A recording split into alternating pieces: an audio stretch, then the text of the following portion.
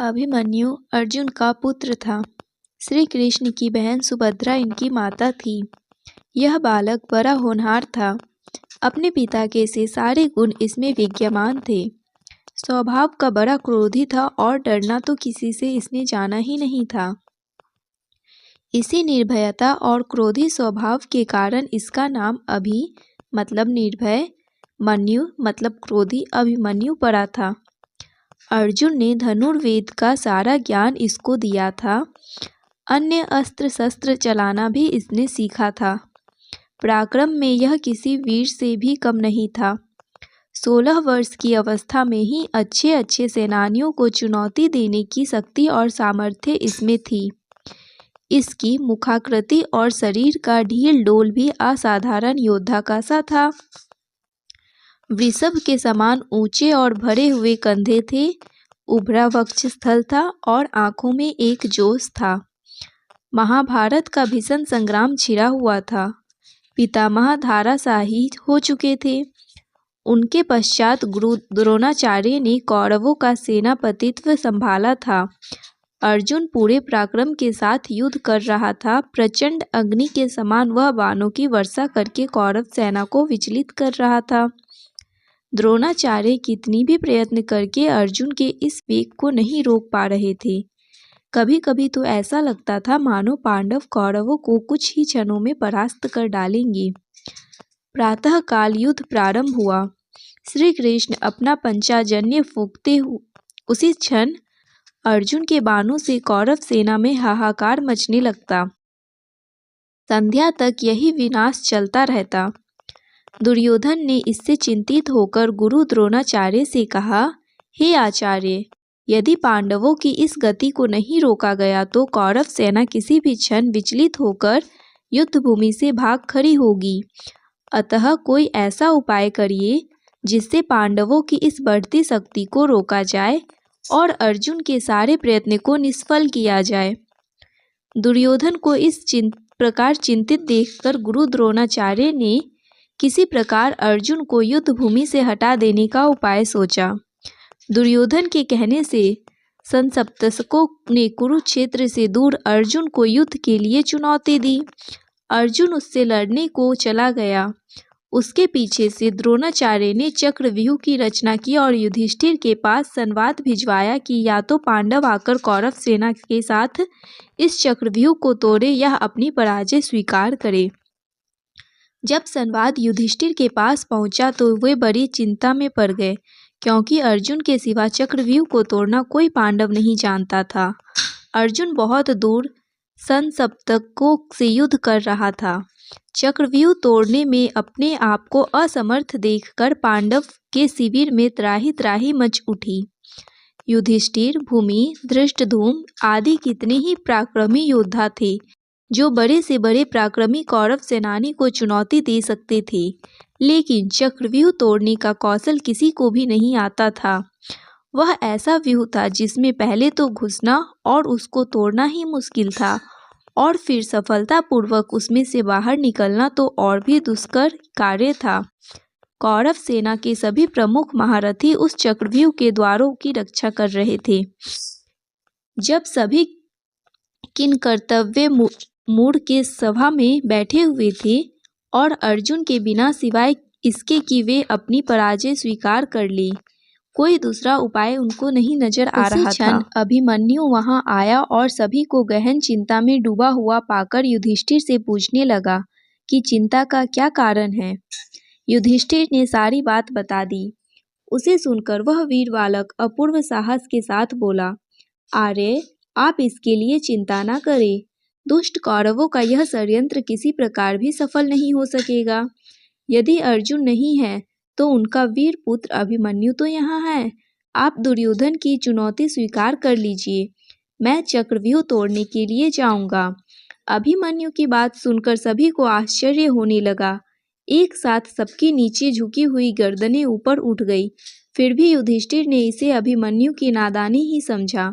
उन्होंने पूछा, बेटा, तुम्हारे पिता अर्जुन के सिवा इनमें से कोई भी चक्रव्यूह भेदना नहीं जानता, फिर तुम कैसे इसका भेदन कर सकते हो? हाय, आज अर्जुन होता तो यह अपमान ना सहना पड़ता। संध्या काल तक भी वह गांडीव धनवा नहीं आ सकेगा। और पांडवों की यह सेना जिसको लेकर वह प्रचंड वीर अभी तक युद्ध करता रहा है, अपने अस्त्र डालकर कौरवों से पराजय स्वीकार कर लेगी। हाय हाय क्रूर विधाता। यह कहकर युधिष्ठिर अधीर हो उठे। उसी क्षण अभिमन्यु ने सिंह की तरह गरजकर कहा, आर्य, आप मुझे बालक ना समझे। मेरे रहते पांडवों का गौरव कभी नहीं मिट सकता। मैं चक्रव्यूह को भेदना जानता हूँ। पिता ने मुझे चक्रव्यूह के भीतर घुसने की क्रिया तो बतला दी थी, लेकिन उससे बाहर निकलना नहीं बताया था। आप किसी प्रकार चिंता ना करें। मैं अपने पराक्रम पर विश्वास करके चक्रव्यूह को तोड़ूंगा और उससे बाहर भी निकल आऊंगा। आप चुनौती स्वीकार कर लीजिए और युद्ध के लिए मुझे आज्ञा देकर शंख बजा दीजिए। उस दुर्योधन को संदेश भिजवा दीजिए कि वीर धनंजय का पुत्र अभिमन्यु उनकी सारी चाल को निष्फल करने के लिए आ रहा है। कितनी ही बार अभिमन्यु ने इसके लिए हठ किया, परिस्थिति भी कुछ ऐसी थी। युधिष्ठिर ने उसको आज्ञा दे दी। अभिमन्यु अपना धनुष लेकर युद्ध भूमि की ओर चल दिया। उसकी रक्षा के लिए भीमसेन, धृष्टद्युम्न और सात्यकी चले गए। चक्रव्यूह के पास पहुंचकर अभिमन्यु ने बाणों की वर्षा करना आरंभ कर दिया और शीघ्र ही अपने पराक्रम से उसने पहले द्वार को तोड़ दिया और वह तीर की सी गति से चक्रव्यूह के अंदर घुस गया। लेकिन भीमसेन, सात्यकी और धृष्टद्युम्न उसके पीछे व्यूह में नहीं घुस पाए। उन्होंने कितना ही पराक्रम दिखाया, लेकिन जयद्रथ ने उनको रोक लिया और वहीं से अभिमन्यु अकेला रह गया। अर्जुन का वह वीर पुत्र अद्भुत योद्धा था। व्यूह के द्वार पर उसे अनेक योद्धाओं से भीषण युद्ध करना पड़ा था, लेकिन उसका पराक्रम प्रचंड अग्नि के समान था। जो कोई उसके सामने आता था या तो धराशायी हो जाता या विचलित होकर भाग जाता था। इस तरह व्यूह के प्रत्येक द्वार को वह तोड़ना चला जा रहा था। कौरवों के महारथियों ने उस वीर बालक को दबाने का कितना ही प्रयत्न किया, लेकिन वे किसी प्रकार भी उसे अपने वश में नहीं कर पाए। उसके तीक्ष्ण बाणों की मार से व्याकुल होकर दुर्योधन ने गुरु द्रोणाचार्य से कहा, हे आचार्य, अर्जुन का यह वीर बालक चारों ओर विचर रहा है और हम कितना भी प्रयत्न करके इसकी भीषण गति को नहीं रोक पाते हैं। एक के बाद एक सभी द्वारों को इसने तोड़ दिया है। यह तो अर्जुन के समान ही युद्ध कुशल और पराक्रमी निकला। अब तो पांडवों को किसी प्रकार पराजित नहीं किया जा सकता है। इसी प्रकार कर्ण ने भी घबराकर द्रोणाचार्य से कहा, हे गुरुदेव, इस पराक्रमी बालक की गति देखकर तो मुझको भी आश्चर्य हो रहा है। इसके तीक्ष्ण बाण मेरे हृदय को व्याकुल कर रहे हैं।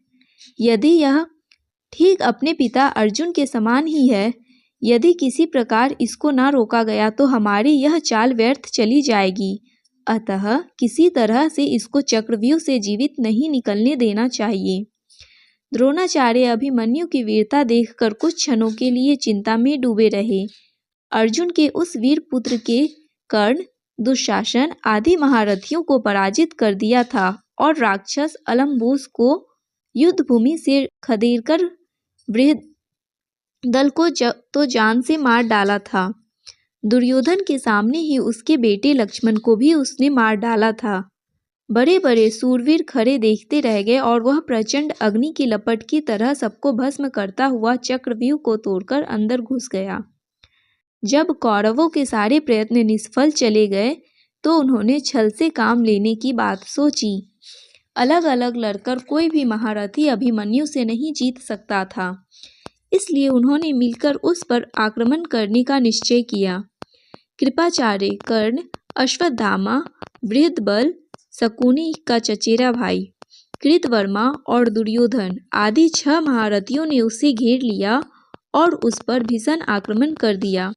कर्ण ने अपने बाणों से उस बालक का धनुष काट डाला, भोज ने उसके घोड़ों को मार डाला और कृपाचार्य ने उसके पार्श्व रक्षकों के प्राण ले लिए।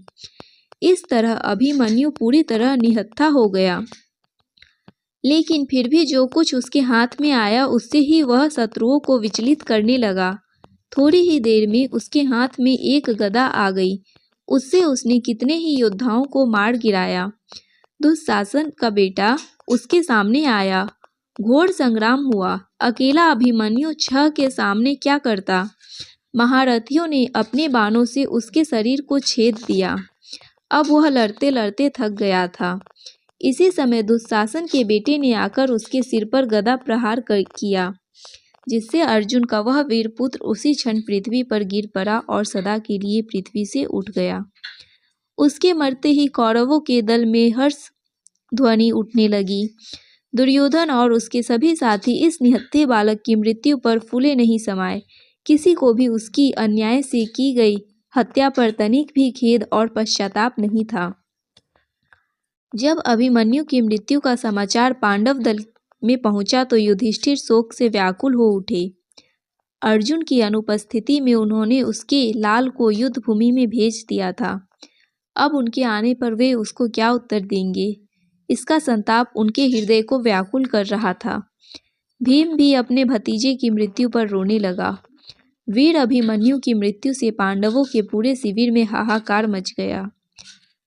संसप्तकों से युद्ध समाप्त करके जब अर्जुन वापस आया तो वह दुखपूर्ण समाचार सुनकर मूर्छित हो उठा और अभिमन्यु के लिए आर्त स्वर से रुदन करने लगा।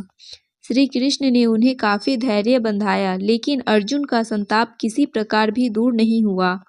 प्रतिशोध की आग उसके अंदर में धधकने लगी और जब तक जयद्रथ को मारकर उसने अपने बेटे का खून का बदला ना ले लिया तब तक उसको संतोष नहीं आया। श्री कृष्ण को भी अभिमन्यु की मृत्यु पर कम दुख नहीं हुआ था, लेकिन वे तो योगी थे। बालकों की तरह रोना उन्हें नहीं आता था। प्रतिशोध की आग उनके अंदर भी जल रही थी। उन्होंने स्पष्ट कहा था कि अपने भांजे अभिमन्यु की मृत्यु का बदला लिए बिना वह नहीं मानेंगे। अभिमन्यु की स्त्री का नाम उत्तरा था। वह मत्स्य नरेश विराट की पुत्री थी। अज्ञातवास के समय अर्जुन विराट के यहाँ उत्तरा को नाचने गाने की शिक्षा देते थे। बाद में विराट को सारा हाल मालूम हो गया था, इसलिए लोकापवाद के डर से वे अपनी पुत्री का विवाह अर्जुन के सिवा किसी अन्य पुरुष के साथ नहीं करना चाहते थे।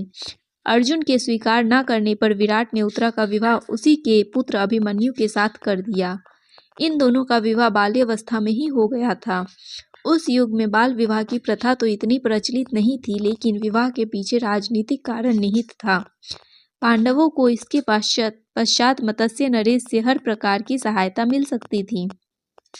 अपने पति की मृत्यु पर उत्तरा शोक से पागल हो उठी थी। श्री कृष्ण ने उसे कितना ही समझाया था, लेकिन फिर भी कितने ही दिनों तक उसका रुदन एक क्षण को भी नहीं रुका था। वह उस समय गर्भवती थी। आत्याती ने उसे रोक लिया था और इस प्रकार श्री कृष्ण ने ही पांडवों के कुल की रक्षा की। निश्चित अवधि के पश्चात उत्तरा के गर्भ से बालक का जन्म हुआ। चूंकि सभी कुछ क्षय हो जाने के पश्चात इस बालक का जन्म हुआ था, इसलिए इसका नाम परीक्षित रखा गया। यही पांडवों की वंश परंपरा को आगे बढ़ाने वाला हुआ।